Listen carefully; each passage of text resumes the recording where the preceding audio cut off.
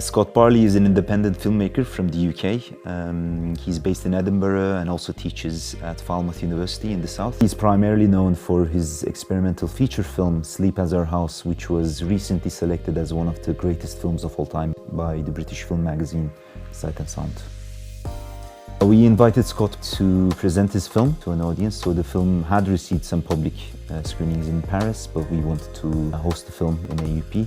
But the primary reason for inviting Scott Barley was to have him deliver a workshop about the post-production process, because Scott's films are known for their painstaking editing processes. He uses lots of superimposition techniques. We wanted to have students engage with the techniques that Scott Barley uses and to reflect on the process of editing as a whole.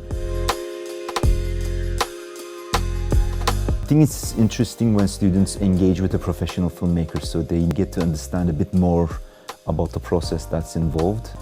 At AUP, we definitely place an emphasis on experiential learning. We try to invite as many professional practitioners as we can. Knowing someone who has the experience, a hands-on experience of working in this industry is very different from the way we teach things.